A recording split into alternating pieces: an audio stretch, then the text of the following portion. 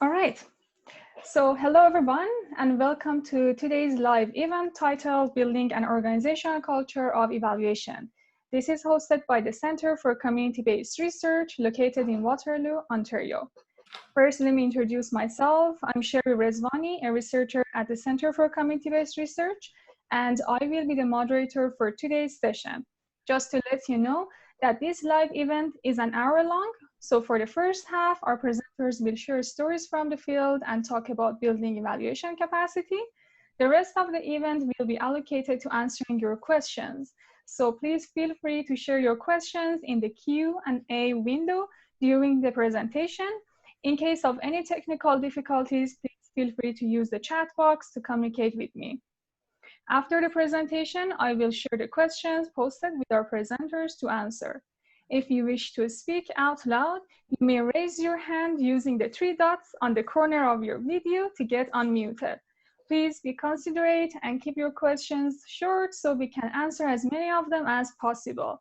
Once you ask your questions, please remember to mute yourself again.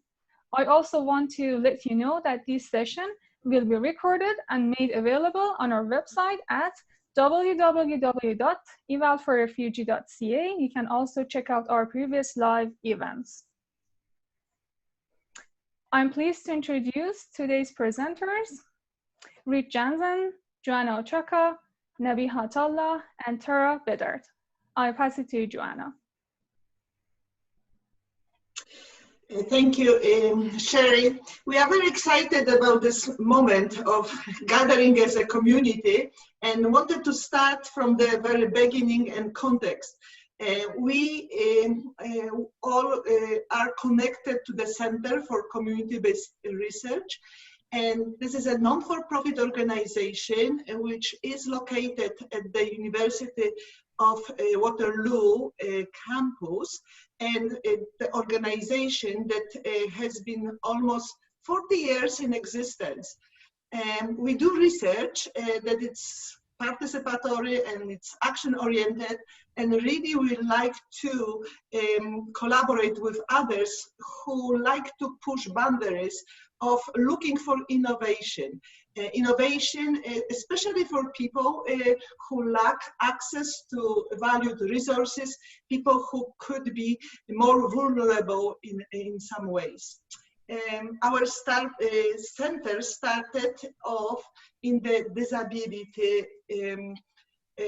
field, and since then we have been working on a very large range of social issues, including projects related to newcomers, and sometimes we were very active in launching first Canadian local immigration partnerships. We would like to tell you a little bit about the project which we are doing currently, and we would like to introduce more the stories related to the topic of our study with our co-partners. So this is few words about us, and let's maybe pass on Rich to tell us a little bit more about the current project. Thanks, Joanna, and hi, everyone. Yeah, this webinar is connected to one of our current national projects, which is trying to build the capacity of groups who support refugee newcomers to do community-based evaluation. It's funded by IRCC under their Service Delivery Improvement Program, and we're implementing the project in partnership with the Evaluation Capacity Network out of the University of Alberta. Last year, we did a number of workshops across the country. Maybe some of you were a part of that. And the workshop participants generally found the workshops helpful, but they also said that they wanted to go deeper onto in a number of different areas. And so in response to that request, we have designed this live event series, and today is the third in this series of events. And you can see the other events on our website under the Learn More tab. Next slide. Speaking of the website, the evalforrefugee.ca website, you can see all the different capacity building resources that are there, and the live events is all of them that are recorded and can be found there as well. So as Sherry organized us, we have about an hour, and we would like to walk us through this webinar in three parts. So we'll start with two organizational stories that will grant us a little bit more in the subject, and after that we'll spend some time blending theory and practice. It will help us understand that it takes what it takes to build an organizational culture of evaluation. The last 25 minutes we would like to open for questions. For any points you would like to share about evaluation capacities or your personal experiences. So we will be focusing on lessons learned. How does it sound? I hope we are organized well, and I wish you a great webinar. So let's move to the organizational stories. So we were thinking of organizing this webinar a little bit more like a fireside chat.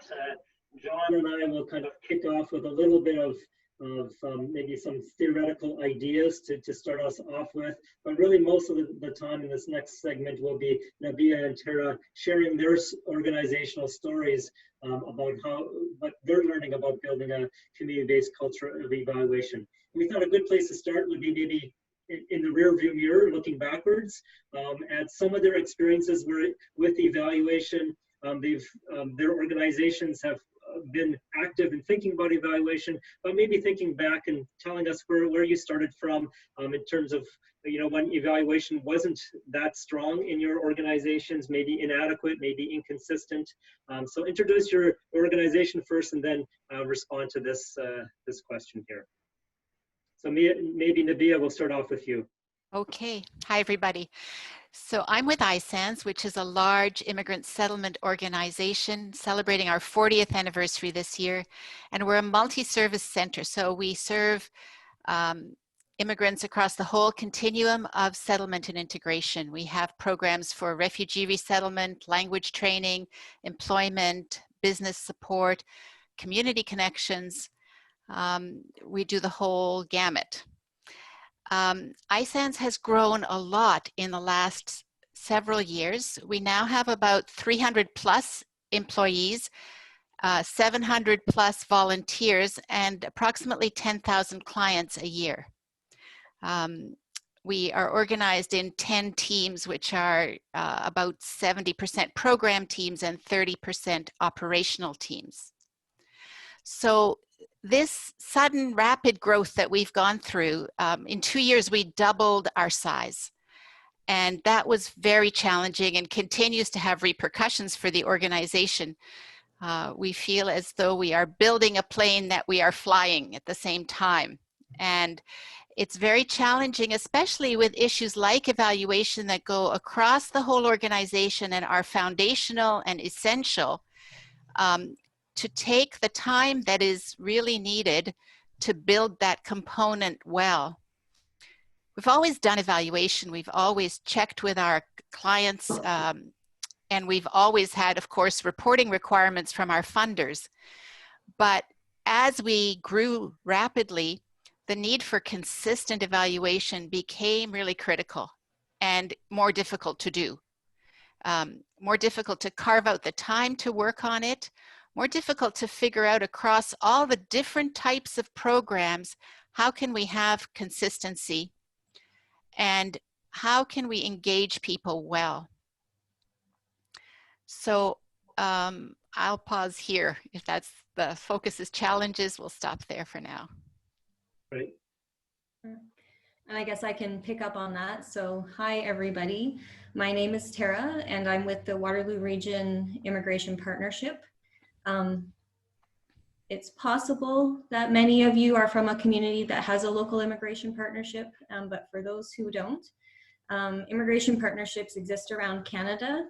We are community-based initiatives which bring together settlement and other community stakeholders around issues of immigration and supporting immigrants.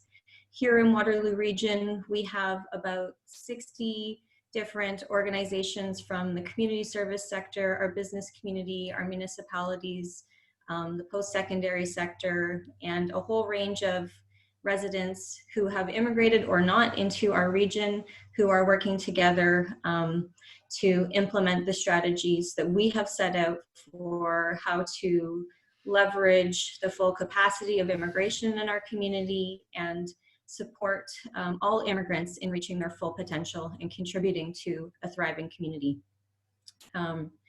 Evaluation work has been a part of our work since we began. The Immigration Partnership launched in 2009. Our friends at CCBR had a big role in that process. And in our early years, before I joined, I guess, because I haven't been around from the beginning. I've been here for about 6 years. There was evaluation work that was done with the partnership and looking at kind of the broad strategies that we had set out for our community, but it wasn't consistent, and I would say it wasn't within a strategy. And so when I came into the partnership 6 years ago, one of the things that I did was I went around and I talked to pretty much everybody who was involved, just to introduce myself and get a sense of who everybody involved is and what they're thinking about where it is that we're at in our work. And, you know, there was a lot of great things that people were talking about, but some things that people were not that happy with. And a lot of them did relate to evaluation and knowing what we were doing. I heard some challenges related to, you know, being uncertain, you know, if we were going in the right direction because we didn't have a consistent evaluation strategy and strong evaluation going on in our work, you know, which led to questions about, you know, are we doing the right things? Are we setting the right strategies? Are we planning the right actions? Are we being as effective as we can be in bringing together this large group of stakeholders? And overall, you know, it has in our work, I think, a really strong correlation then with the engagement of our partners in our work. And so we are not an organization that is doing direct service in the community. We're kind of looking at other levels of stuff in the community. But I think one of the biggest impacts of having inconsistent evaluation is really relates to partner engagement and desire to continue forward with our work because they're confident in knowing that what they're doing is having an impact on our community. Right, thanks so much. Like, it's two different organizations that we have here, right? We have a direct service organization in ISANS, and we have a local immigration partnership, which has more of a community level lens in their work, but both the same issues, right? Starting off with evaluation being more ad hoc, informal, piecemeal, and then trying to make it more comprehensive or more strategic to try to create that culture of learning, like a learning organization. If you go to the next slide, you know, there's different drivers of evaluation, right? Like why you do evaluation, and historically, probably a lot of organizations start off in the reactive mode. You do evaluation because someone tells you you have to, and often that's the funder, right? That expects it from accountability purposes, and usually it's more like output level kind of data that you have to collect, like all the things that you do, and you have to report on that. But today we're really wanting to shift that, you know, driver to not only needing to do it reactively, but to think about evaluation in a proactive way, like taking control of your evaluation agenda as an organization for your healthy organizational development in these COVID times, also for adaptive management, right? Like understanding your context and knowing how you need to change and have real-time information evidence that helps you to make those decisions. And ultimately, you know, in terms of building a culture of evaluation, you know, if it's meaningful, it's useful, right? How do you go about not only doing the evaluation, going through the steps of evaluation, but how do you actually use the results of that evaluation? And that's the culture, right? Building the culture of evaluation, of doing and using. So I wondered if the two of you could kind of reflect a little bit about your drivers of evaluation and maybe some of that, you know, the history of the driver shift. Sure. So maybe I'll start this time. So I think, you know, in large part, the driver of our evaluation comes from the desire of our community partners who are involved in the work of the Immigration Partnership. It has been a significant priority for our partners in our work for as long as I have been with the partnership. And increasingly over the last 6 years, we have invested significant energy and focus into building up our broader capacity for evaluation as a partnership and in the community when it comes to issues of immigration.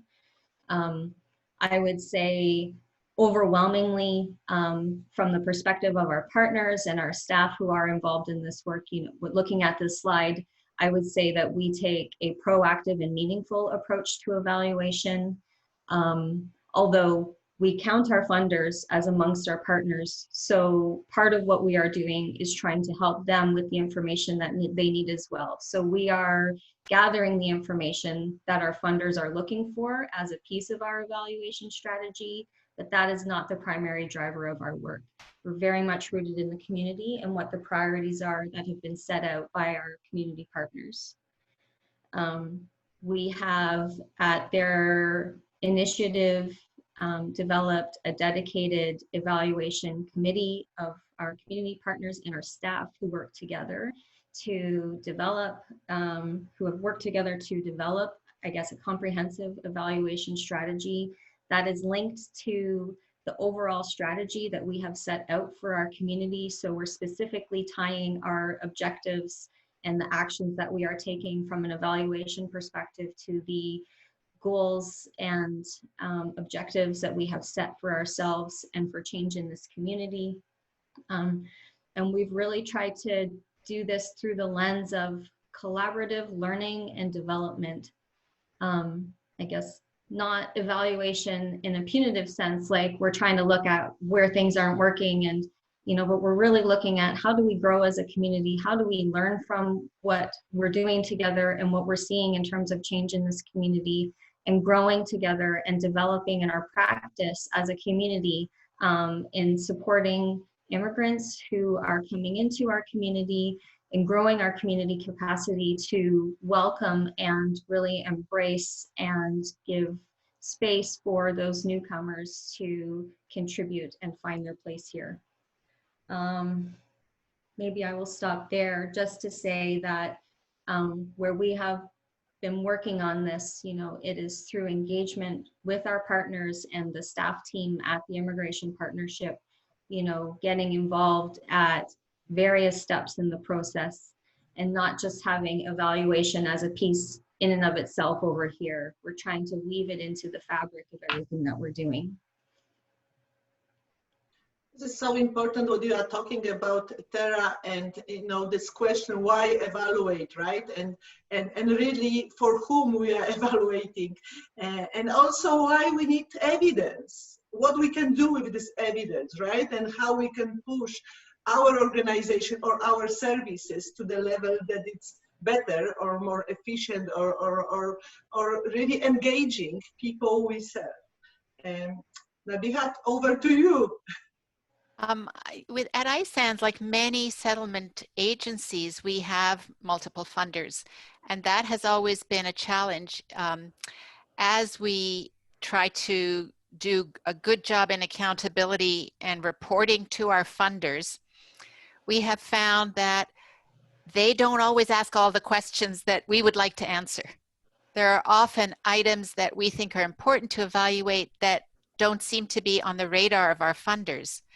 And so that's been a driver for us, wanting to add to our reporting an evaluation of other aspects of our work that are not included in the reporting requirements. It's been a challenge because I think, again, as for many organizations, the reporting requirements are heavy. The time involved in tracking and completing evaluations for our funders is huge. And so to, on top of that, develop a broader perspective that would show us how we're doing as an organization has always been a challenge. But it's always been a driving force because whenever we complete those evaluations, we want to add more to them. And we want to say to the one funder, but you don't know this other work we're doing funded by somebody else. You don't have the whole picture of the organization. So I think everybody across the organization feels that, and that's a strong driving force that we want to say what we think is important to measure above and beyond what we're required to measure. And obviously, since we've grown so quickly, we really want to make sure that we're on track. We want to make sure that we are being effective in our service delivery. We've been innovating like crazy the last several years, and it seems more and more important to be sure that this is really achieving the goals we hope it is. And we've always felt as well that when we do evaluations, we don't want these to be reports that sit on a shelf.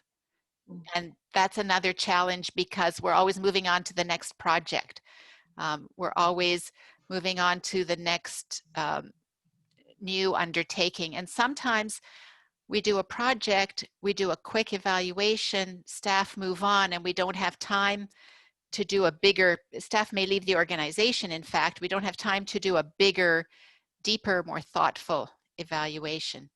So all these things are part of our experience, and we all, I think, throughout the organization, not only at the level of the management or the leadership, all of us feel that we want to be able to tell our story in a meaningful way. This is great, and I think you are moving to the concept of thinking always about evaluation, that evaluation is situated in the larger context, right? This is context of people who work in organization, context of the organization itself, but also larger context, as you are both of you referring to, of partners, funders, and resources, right? Time, what's possible. So let's move to the levels. Yeah, so people can talk about evaluation capacity building in this more of an ecological or context-based way, right? As Joanna's saying, that it's in part about skills and awareness of individuals within your organizations about how to do evaluation and how to go about using the facilitating evaluation results. But there's also the organizational level capacity, right? And that's really the focus of today's webinar, is how do you build that organizational culture so that it's not just one or two people who have been delegated, maybe some of their professional development has been around taking a course on evaluation. You need more than just individuals. You need that organization supporting that. And then the third level is that enabling environment, right? That's maybe the funder, maybe other more society-wide or community-wide pushes. In Tara's case, she talked about partners, right? Those would be more the outside of your organization that may be part of what's driving your shift to evaluation. So, Nabia and Tara, when you think about this, these three levels, how does that connect with what you're doing in your organizations? Well, we were quite overwhelmed by the thought of doing a real overall organizational evaluation strategy. But we're part of the project that Rich introduced at the beginning, the evaluation for evaluating refugee programs. And when we took part in the workshop a year ago, 9 members of our leadership team were part of that workshop, which was wonderful. And we all agreed that the community-based approach is really consistent with our values and also offers us a practical starting point because it is not expert-focused, because it's consistent also with our approach of empowerment, which we have really embraced in the last few years to want to empower both our clients and our colleagues. And it fit very well and gave us some hope that it wasn't an overwhelming task. So what we decided to do was to work on both the individual capacity and the organizational capacity at the same time. We created a evaluation framework advisory group that is building an evaluation strategy across the organization. and decided that we would not wait until this work is complete, but would simultaneously begin individual program evaluations based on these principles that we would learn from as we go along. So we envision it as two intersecting circles, and in fact there are 3 people who are part of the framework evaluation group who would sit in on the individual program steering committee for evaluation, so that we share the learning from the framework group with every individual project and the learning from the individual project with the framework group. Of course, this was the plan last September, and then COVID came, and we've only completed 1 evaluation so far, but we are really encouraged and hopeful that this process is one we can proceed with. Tara, any comments from your place? Yeah, you know, I think our organizational contexts are a little bit different, but I think there's a lot of similarities with what Nabiha just said to some of the work that we're doing here in Waterloo region. You know, looking at these levels, individual, organizational, and enabling environment, like we're definitely looking, so within our staff team, you know, we've looked closely at, you know, the skills and capacities that everybody has, and we've kind of moved things around between members of our team so that, you know, we're able to, where we have bench strength, I guess, when it comes to doing evaluation, give that person time and resources to be a really central piece in the work that we are doing, and move other things around. So we've done some shifting in our within our team to put the evaluation focus where it's going to be held most strongly, and are also always looking for opportunities for training and development for members of our team to help strengthen evaluation capacity within the group. When it comes, I guess, I'll speak when I'm speaking from an organizational perspective, I'm thinking about the totality of our partnership, all of our community partners and our staff team together.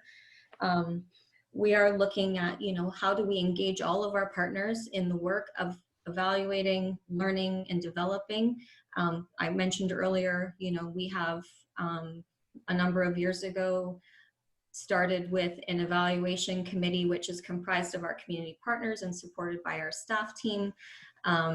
They have set out the framework for what our evaluation will look like, and we have brought that out to the rest of our partners to share with them, get their input, and really focus on engaging them as we are looking to implement different pieces of the evaluation work that we would like to be doing and implementing some of the tools. How are, you know, what is their role in that, and how are they helping us to be able to do that? And, you know, as a collective, you know, how are we growing that capacity for evaluation? And I think probably the biggest example I have of this is we do kind of a biannual survey of immigrants in Waterloo region. 4 years ago, when we did that survey, we were at the kind of beginning of our journey in developing this much stronger evaluation capacity. You know, we managed to get about 200 responses with our staff team and our partners working away at that. Last year, when we did the next iteration of that survey, we had a much deeper engagement of our community partners, because we were just that much further ahead in developing, you know, and growing down this path of learning together and everybody kind of doing their part. We grew from about 200 responses to just shy of 1,100, which is almost 1% of the immigrant population in our community. It was massive. And I think that that is a really strong indicator of engagement in evaluation, and ownership of it across the entirety of our partnership, and everybody really feeling like this is of benefit to them, so we're going to do it together. And everybody really, really came forward and did a lot of work to make that happen. And I think, you know, that focus on, it's not just evaluation, but it is for our collective learning and how we are growing and developing together, that has enabled in part some of that shift. And I would also say, you know, partly is that, you know, it's just, it was, you know, quite a while ago determined that this was a priority of our work. So in terms of an enabling environment, you know, it has to be a priority from the top or the center or wherever, you know, that kind of leadership at an organizational level is. It has to be determined there that this is a priority and communicated out that everybody has a role in it. And it needs to be accessible and easy. You know, we are on a journey in developing our evaluation capacity, and I think that we do some pretty good work here, but it's definitely not perfect. And so, you know, we started at a certain place, and we're growing that. And so, you know, I think just if everybody looks at what can I do right now, just do it. And then you'll get better, and then you can improve it, and it will grow over time. It doesn't have to be perfect from the beginning. Right, I can see some questions are already starting to come into the Q&A, and we're going to be opening it up to a fuller conversation soon. But one thing more, if we go to the next slide, that we wanted to talk about, Nabila, you've mentioned already that a community-based approach to evaluation, right? That it's not an expert-based approach, and so just a couple words about that approach. And more of the practical how to do that approach. So here you have the three hallmarks of that community-based approach: stakeholder-driven, participatory, and action-oriented. That website that we mentioned earlier, the evalforrefugee.ca website, has lots of resources about how to encourage your evaluation to be more stakeholder-driven, more participatory, and action-oriented. And then the next slide is more the practical how-to, the 4 phases of community-based approach. And I see one of the questions that we already have is about how do you chunk down? Are there laddering steps to take to build staff capacity? And so I'm wondering if either of you could talk about where your organizations are in this, you know, 4 phases, or how many times you've been around the cycle of those 4 phases, to kind of make it manageable and you know, not overwhelm your organizations in building this culture of evaluation.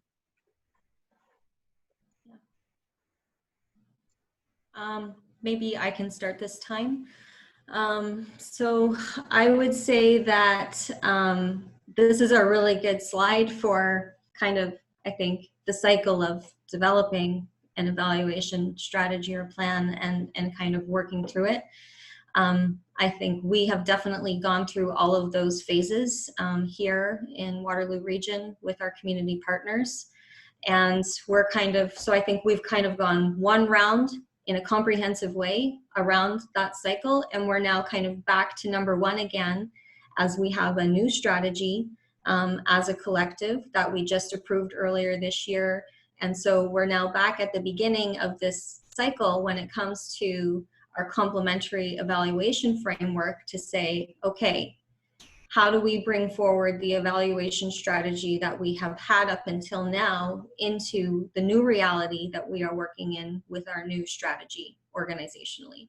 And starting from looking at, you know, our committee, do we still have the right people on that? Do we want to start to draw other people into that? We are looking at building it out a bit bigger than it was before to reinforce the notion that this is an organizational strategy that applies across the totality of our work. We want, you know, kind of good representation across all of our groups on that.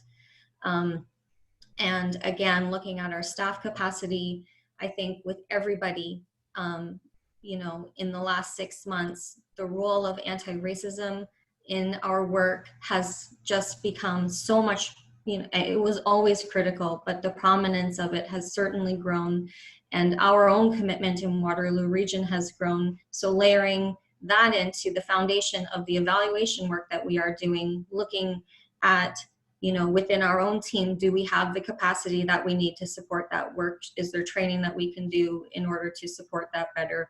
Who in our partnership has some of that knowledge that they can bring into this process? And that will then play into, you know, the later planning and information gathering, and then that acting on the findings. And I would say, you know, we've kind of rounded out, you know, kind of the closure of our last strategy and the development of our new strategy. It was a process that was firmly rooted in data.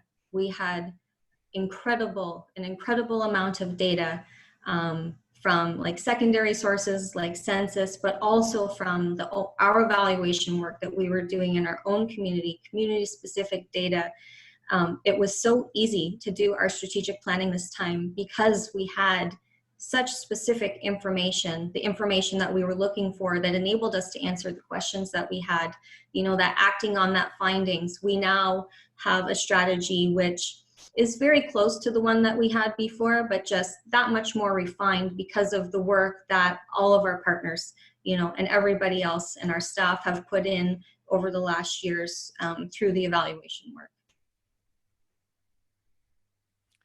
So our experience has been a bit different. Our first cycle through was with a very specific program, and it was a project to help people at beginner levels of English who had entrepreneurial plans and wanted to sell items at farmers markets. And this project was wrapping up. We had to do an evaluation for the funder and really decided that we would do this as our first focused community-based evaluation with that team. It was very interesting, and in the short time that it was not a very long process because we had deadlines, but we learned quite a bit. One of the first very positive learnings was how much frontline staff and partners were keen to be engaged in this. They embraced it right away. They really liked the approach and they were ready to go. That being said, the logistics of their involvement proved to be more challenging than we thought. So for partners, it was an issue of time commitment. For example, the representative of the Halifax Seaport Farmers Market, for the 2 immigrant entrepreneurs who were already established in their businesses who were also supporting this evaluation. There were some very practical challenges we ran into in terms of getting the group together and clarifying the roles of each of the people involved in that project steering committee. So it was a good experience having to hammer that out and make it work. The project itself presented some challenges in that the people who were working frontline with the clients strongly recommended that the interviews be done in first language because they felt that we would get much better information if that was done. So that was another step to find the right people to do the interviews who understood the context. We were able to use some of the staff for that purpose who already knew the clients. So there was a lot of negotiation, a lot of time in the laying the foundation stage that we learned a lot.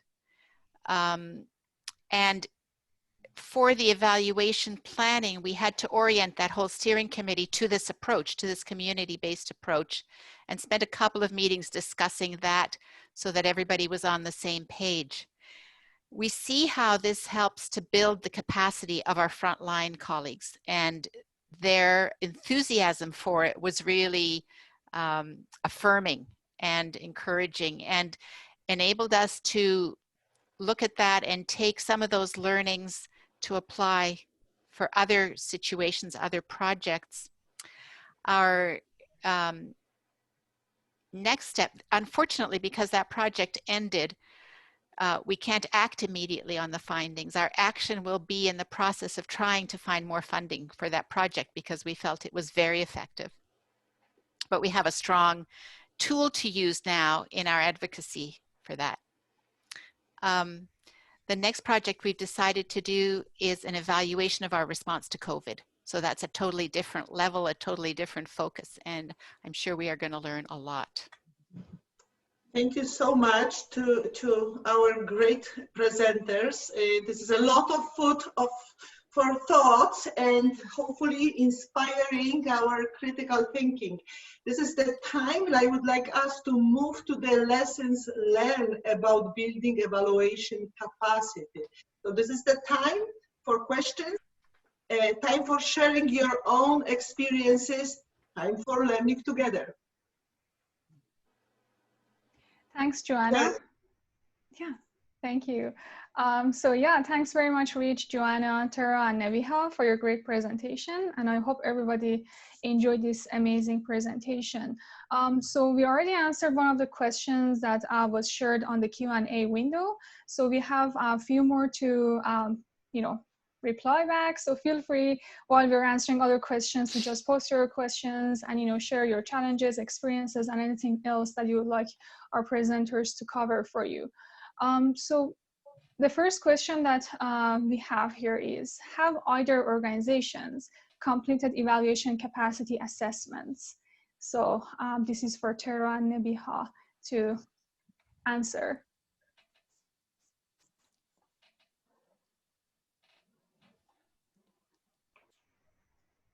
I'm not clear on the question that have we evaluated our evaluation capacity? Have we assessed our evaluation capacity? Not in any structured way. Informally, yes, but not in any systematic or structured format. And I would say it's the same for us. We haven't done kind of a formal assessment of our evaluation capacity, but it's something that we are considering, I guess, throughout the process as we continue to develop our evaluation work. If you'd like to do it, if anybody else would like to do that more formalized assessment on our website, Eval for Refugee website, we do have an evaluation capacity readiness tool. Like, it's embedded right into the website. It looks at capacity. Remember those 3 levels? It looks at individual, like your staff capacity to do evaluation. It also looks at the organizational readiness of your organization to do your evaluation, and then it breaks down where some of your the results that it spits out at you after you do the form online there. It shows you where you can build your capacity, where your strengths are, where your weaknesses are at both the individual and organizational levels. So that's a resource that you can look up on our website and fill it out, and it automatically gives you the results. Okay. All right, amazing, thank you.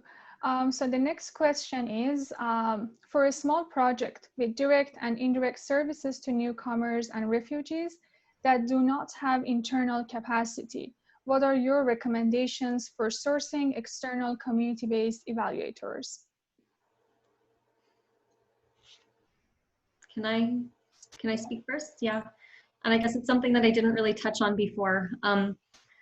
One of the things that we have done is we have been trying to expand our own evaluation work, and our capacity to do evaluation is to really work on strengthening our relationships and connections with people with research and evaluation capacity in our community, folks like CCBR, who we are in community with, and also partners at the post-secondary institutions in our community who are doing work connected to immigration, or, who are doing technical stuff related to kind of research and evaluation skills.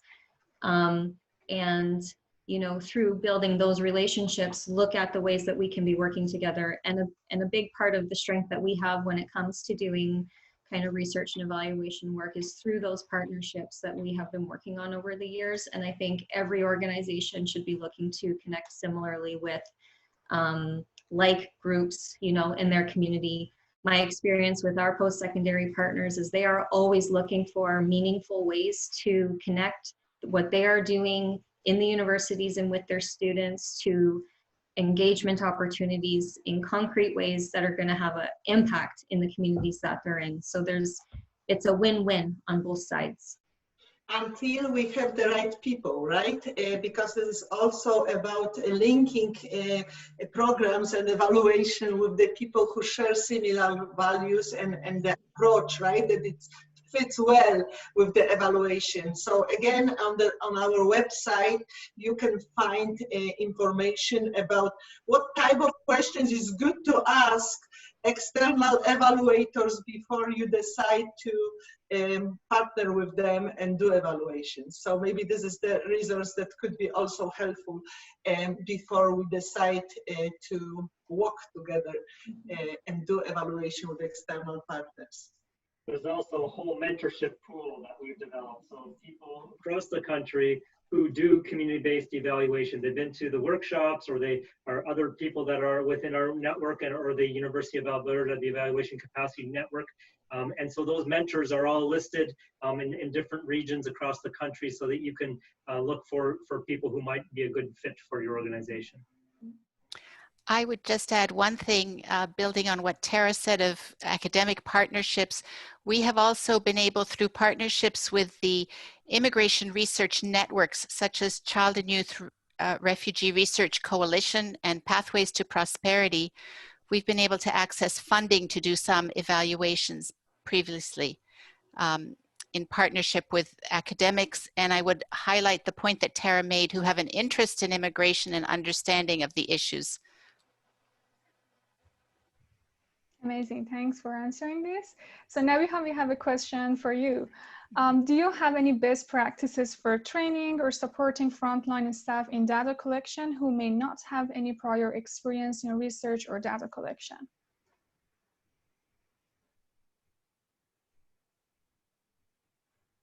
You are on mute. Yeah, I guess. Sorry, I think the best practice I can share is a coaching model that is built into our sort of approach, because in our framework advisory group, it's made up of our directors, but also 3 staff who have a lot of experience in evaluation, who are available to the steering committee for a specific project. And I think that we've done it in 2 ways: in discussion during the steering committee meetings, addressing those issues together and making suggestions, but also being available to coach our colleagues individually through the process. Thanks, Nabiha. So we have a general question about the obstacles to a consistent evaluation process and how we can address them.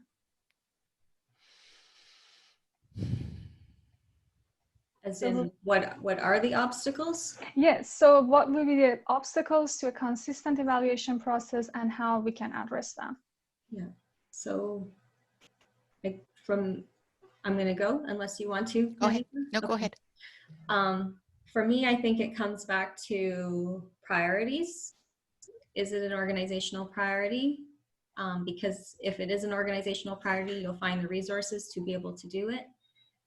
Resources to be able to do evaluation consistently, whether that is like through your staff as they are developing at ISANS, or through external partnerships, or hiring consultants. Those are the big ones. I think it's really about whether it's a priority and whether you have the resources. And if you make it a priority, then you're able to find the resources. For us, because we have such a variety of programs, one of the challenges has been to define consistent, because we can't use the same evaluation approach for every project. So what aspect has to be consistent? And it's something we're still trying to figure out. It won't be, the whole approach won't be the same every time for every project. So determining what makes it consistent, at what level do we seek consistency for a meaningful comparison and useful results, is one of the challenges.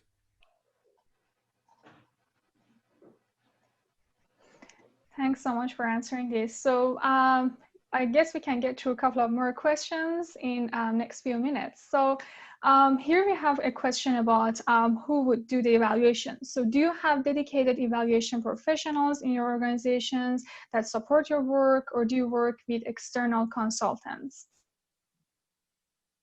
We don't have dedicated evaluational professionals. We use the Center for Community-Based Research as an external consultant.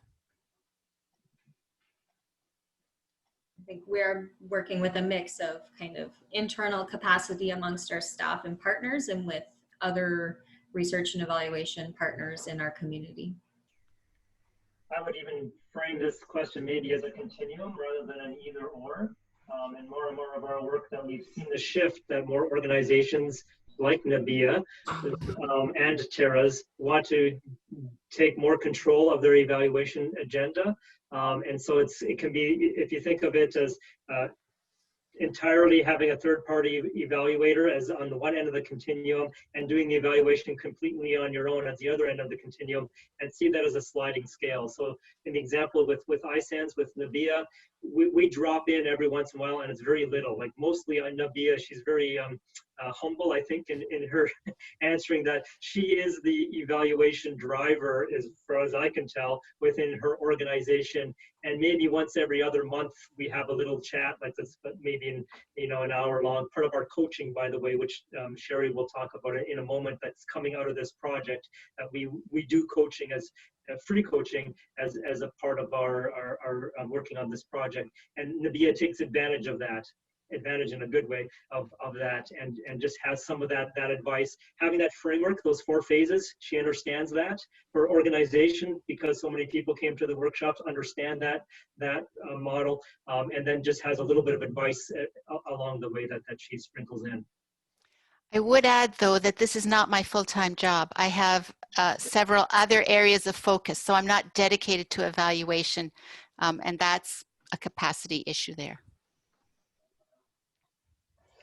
Amazing. So there are 2 more interesting questions, and one of them is a follow-up. And I will read it out loud. We have tried to do evaluations, such as phone interviews with clients using frontline staff who speak client language, but a struggle to convey to frontline staff what kind of detail to record. We had the staff say a phone interview took 45 minutes, yet the only recorded data was client was satisfied with the service. The issue of ethics, right? A little bit. This is how to do evaluation ethically and well, that we don't harm anyone, but also that evaluation is done in the way that people feel safe, and especially when they are critical and sharing their own views. So this is a problem, not problem, but this is a challenge to do the interviews in the way that people have room to say things, but the analysis of these interviews needs to be done in the way that confidentiality and privacy is established and maintained. So thinking about already how this information will be summarized and reported back, it's a very important part of being ready to do interviews in the very ethical way. There are 2 types of techniques to be used. One is to ask an external group to review your procedures in terms of data planning, data collection. So there are these ethics review committees, and there is one in Waterloo region available for the whole nation of Canadians to do that. Or another could be the strategies, your steering committee, right? Evaluation steering committee, that you can discuss, what are the strategies that will maintain confidentiality and privacy of all informants. Thanks so much, Joanna. And we're getting close to the end of the webinar, but I would like to share the last question here. But we have a good news that you don't need to worry. You can share your questions in another platform that I'm going to introduce later. But the last question will be, how do you ensure cultural sensitivity in the planning stage of the evaluation? For us, it's part of all our work, so it's not something we need to add. It's integral in everything we do. Many of our staff are themselves immigrants, and so it's something that I think is woven into all of our approaches and is always top of mind. And I think it's the same for us in our work and with our partners and engaging in our evaluation work. And some of the specific things we do are, once we're ready with some of the tools that we're going to use, we have a few people look at them, and from this perspective, are they culturally appropriate? Are they language appropriate? Are they the right questions that we're asking people, like to get the information that we need? Do we need to ask this just running, you know, everything that we're doing through that kind of a review. That's amazing. I would like to thank Tara, Nabiha, Rich, and Joanna for answering this question and also for the great presentation. But before we conclude the webinar, I would like to let the audience know that you can join our group that is called Equipping for Community-Based Evaluation in settlement.org, and you can keep this conversation going on there. There are many other people interested in evaluation that you can have this discussion with and answer your questions. And don't forget to check out our website for our next live events. We actually have an event which is about ethics when evaluating the refugee newcomers in October. So if you're interested, just register. And you can also check out our webinars and previous live events in our website.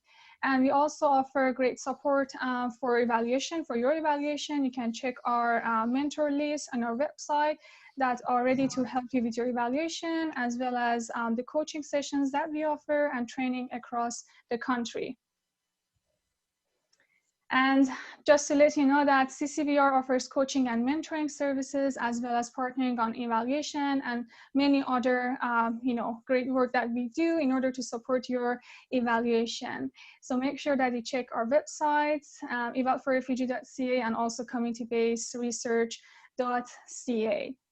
And I would like to let you know that after you log out of this webinar, a feedback form will automatically show up. So please take a few minutes in order to complete this feedback form. We greatly appreciate your feedback in order to continue to provide you relevant and quality support for your evaluation. And again, I would like to thank our wonderful presenters, Rich, Joanna, Tara, and Nabiha, for today's session, and all of you for joining us. Stay tuned by checking our website, and take care, everybody. Bye. Bye. Bye. Hey, everyone.